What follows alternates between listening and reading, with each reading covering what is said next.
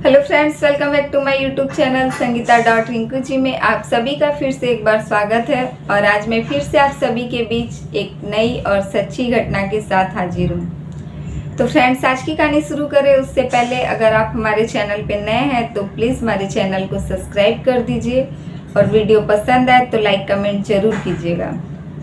तो फ्रेंड्स, आज की कहानी शुरू होती है यूपी के जिला आजमगढ़ से, जहाँ की एक गांव पड़ता है छठियाव। इसी छठियाव गांव के रहने वाले एक फौजी, जिनकी यह कहानी रहती है, उनका नाम रहता है सत्य विजय यादव। यह एक फौजी रहते हैं और इनकी पत्नी का नाम रहता है सरस्वती।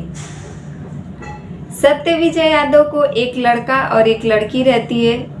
इनकी लड़की का नाम सीमा और इनके बेटे का नाम संदीप रहता है।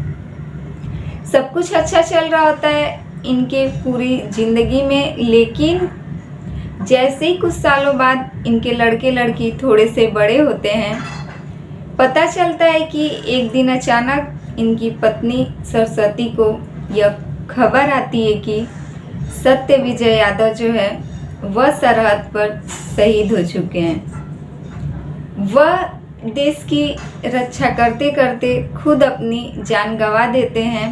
और यही बात जैसे उनकी पत्नी सरस्वती को पता चलता है, सरस्वती जो है देश के सैनिकों से नफरत करने लगती है और उस काम से उसे नफरत हो जाती है जिसमें कि उसके पति शहीद हो जाते हैं।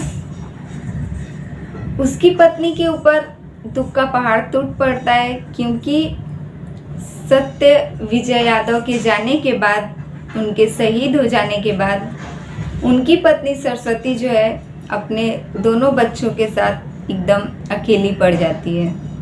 तभी सरस्वती जो है किसी तरीके से मेहनत मजदूरी कर कर, दूसरों के घरों में काम कर कर किसी प्रकार से अपने दोनों बच्चों को पढ़ा लिखा कर तैयार करती है।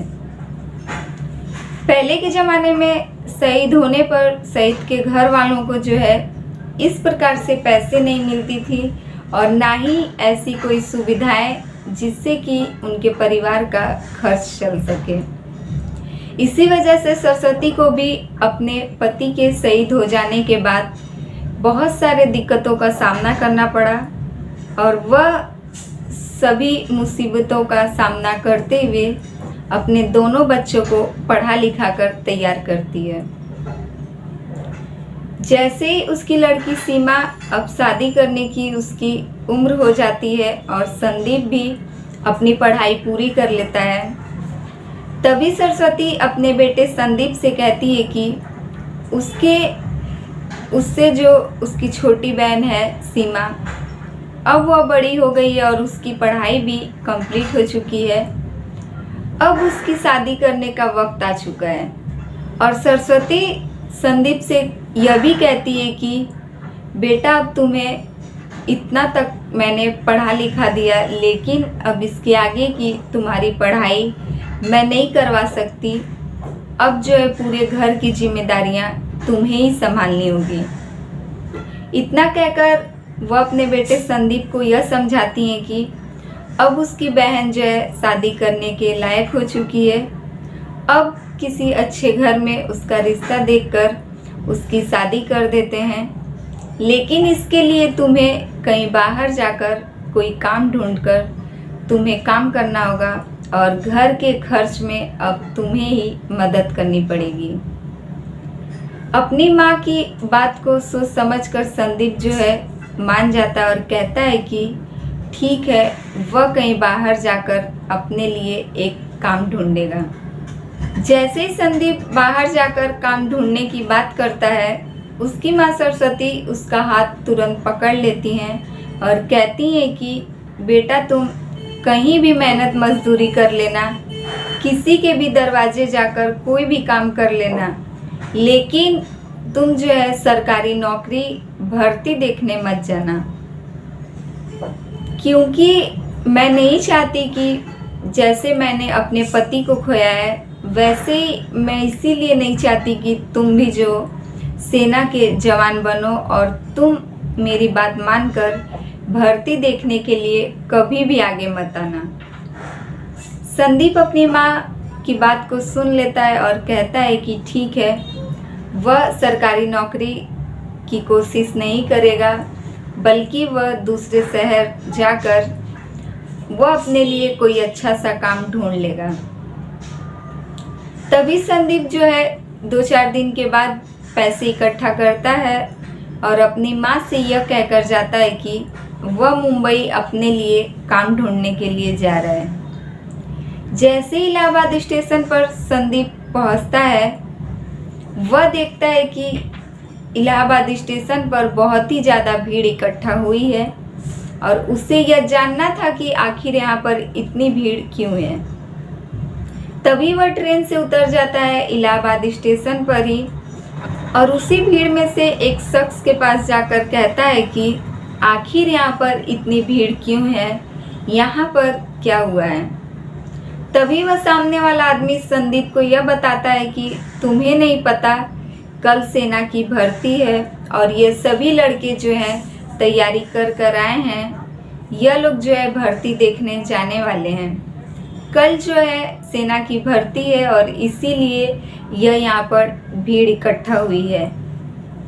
इतना ही कहकर संदीप इतना सुनने के बाद साइड में जाकर बैठ जाता है और कहता है कि उसकी माँ तो उसे मना की है सेना में भर्ती देखने से या फिर फौज की नौकरी करने से, तो आखिरकार मैं वहाँ जाकर क्या करूँगा। लेकिन फिर उसका मन नहीं मानता है और वह सोचता है कि क्यों न मैं एक बार अपनी किस्मत को आजमाऊं और इस सेना में निकले भर्ती को देखने जाऊं। बहुत सोचने विचारने के बाद संदीप जो है वह भर्ती देखने के लिए चला जाता है। वह अपनी माँ की बात को भी टाल देता है, जो कि वह मना की रहती हैं, और यह अपनी किस्मत को आजमाने के लिए वहाँ जाता है। जहाँ पहुँचते ही सभी लड़कों के बीच जब वहाँ इसकी सारी डॉक्यूमेंट्स वह लोग देखते हैं, सबको पता चल जाता है कि यह एक बहादुर फौजी का बेटा है, जो कि इसके पिता का नाम था सत्यविजय यादव। यह बात सबको पता थी कि वह किस प्रकार से सेना में शहीद हुए थे और इसी बात से वहाँ सब लोग संदीप को पहचान जाते हैं कि यह सत्यविजय यादव जी का बेटा है, जो कि हमारे देश के लिए शहीद हुए थे। अब वहाँ सबको लगता है कि यह एक होनहार फौजी के बेटे हैं और यह भी एक होनहार लड़का है, जिससे कि इसकी किस्मत जो यह संदीप आजमाने वाला रहता है, इसकी किस्मत भी इसका साथ दे देती है और इसका सिलेक्शन सेना की भर्ती में जो सबसे पहले नंबर पर होता है। लेकिन इसे इस बात की खुशी नहीं हो रही थी कि इसका सिलेक्शन जो है सेना के भर्ती में हो चुका है, क्योंकि इसे पता था कि इसकी माँ जो है इस जो सेना की भर्ती या फिर किसी भी देश के ऐसे सेना के नाम पर इसकी माँ जो है छेड़ती थी। उन्हें यह सब देश की सेवा करने के लिए कोई भी काम उन्हें पसंद नहीं था और वह अपने बेटे को सेना में भर्ती होने से बार बार रोकती थी, क्योंकि उन्होंने अपने पति को खोया था और इसीलिए वह अपने बेटे को इस नौकरी से मना कर रही थी। संदीप जो है वहाँ से घर जाता है और अपनी माँ से यह बात छुपाता है कि उसका सिलेक्शन एक फौज में हो चुका है और अब उसे जो है ट्रेनिंग के लिए जाना पड़ेगा। वह अपनी माँ से यह कहता है कि मुझे जो है नागपुर में एक बैंक में बड़े अधिकारी का काम मिल चुका है और मैं 2-4 दिन के बाद वहाँ जाने वाला हूँ। संदीप इतना ही कहकर अपनी माँ से 3-4 दिन के बाद चला जाता है ट्रेनिंग पर और उसकी पहली पोस्टिंग जो है लगती है जम्मू कश्मीर में, जहाँ की वह ड्यूटी देने के लिए पहुँचता है और वहीं से वह बार बार अपनी माँ को कॉल भी करता है, लेकिन वह यह नहीं बताता है कि वह एक फ़ौज में भर्ती हो चुका है और यहाँ जम्मू कश्मीर में उसकी ड्यूटी लगी हुई है। कई सालों तक संदीप अपनी माँ से यह सब बात छिपाता रहा और फ़ोन पर बातचीत करता रहा।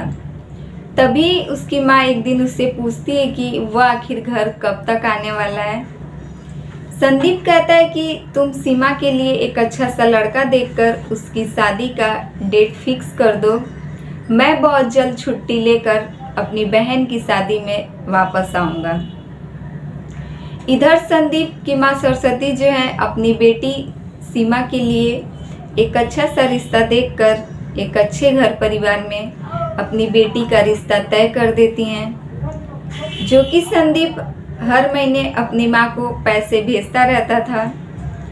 सरस्वती की सारी जो भी दुख तकलीफ थी सब खत्म हो जाती है, सब कुछ अच्छा चल रहा होता है और वह अपनी बेटी की शादी की तैयारियां भी बहुत धूमधाम से कर देती हैं।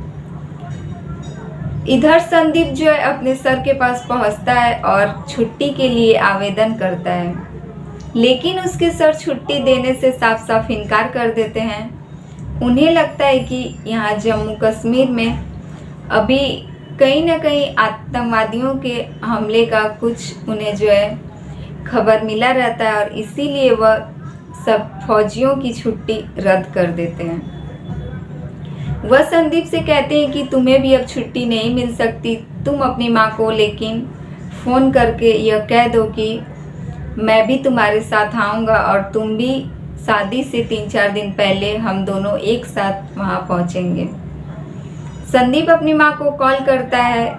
इससे लगता है पहले तो यह निराश हो जाता है कि अब इसे छुट्टी मिलने से रही, लेकिन इसके सर जो इससे यह बात कहते हैं कि मैं भी तुम्हारे साथ तुम्हारी बहन की शादी में पहुंचूंगा। इस बात से संदीप जो है थोड़ा सा उसे विश्वास था कि वह अपने सर के साथ अपनी बहन की शादी में पहुंच जाएगा। वह अपनी माँ को कॉल करता है और कहता है कि आप शादी की पूरी तैयारियां अच्छे से कीजिए, मेरे साथ मेरे सर भी आने वाले हैं और हम लोग शादी से 3-4 दिन पहले वहाँ आ जाएंगे। संदीप की माँ जो है शादी की सभी तैयारियां कर देती हैं और अपने बेटे का इंतज़ार करती हैं। धीरे धीरे शादी का दिन भी करीब आते गया, लेकिन संदीप अभी तक घर नहीं आया। इधर शादी का दिन भी आ चुका और देखते ही देखते उसकी बहन सीमा की शादी भी हो गई और उसकी माँ बेचारी अपने बेटे का इंतज़ार करते करते अपनी बेटी की शादी भी अच्छे से बिता दी। लेकिन उसे यही चिंता थी कि आखिर उसका बेटा उससे वादा कर कर अपनी बहन की शादी में क्यों नहीं आया। शादी तो बीत गई, लेकिन जैसे ही सुबह उसकी बहन की विदाई का वक्त होता है, विदाई से पहले सभी फौजियों की गाड़ी जो है उसके दरवाजे पर पहुंचती है और जैसे ही फौज की गाड़ियों में से संदूक को निकालकर उसके दरवाजे पर, संदीप के दरवाजे पर रखा जाता है, उसकी बहन सीमा तुरंत उसकी निगाहें जो है उस संदूक पर पहुंचती हैं, जिस पर कि लिखा था संदीप यादव, जिला आजमगढ़ और गांव छठियाव। इतना पढ़ते ही उसकी बहन जो है सब कुछ छोड़ छाड़ कर जाकर वहीं पैर के पास गिर जाती है और अपने भाई के शरीर पर जोर जोर से रोने लगती है। यही सब देख संदीप की माँ भी वहाँ पहुँचती है और वह उन्हें तो इस बात की खबर तक नहीं थी कि आखिर उनके बेटे ने एक फौज में नौकरी कर कर इतने दिन से उनसे झूठ बोलकर रखा था।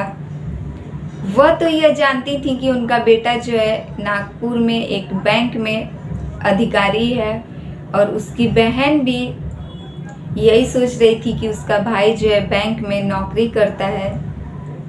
हित नाथ सभी रिश्तेदार, यहाँ तक कि गांव वाले भी सब इस मंजर को देखकर सबकी आंखों से आंसू बहने लगता है कि आखिर एक बेटे ने अपनी माँ से झूठ कहा और वह इतने दिन तक देश की सेवा करता रहा एक फौजी बनकर और आज देश के लिए शहीद भी हो गया। लेकिन उसने अपनी माँ से यह बात छुपा कर रखी।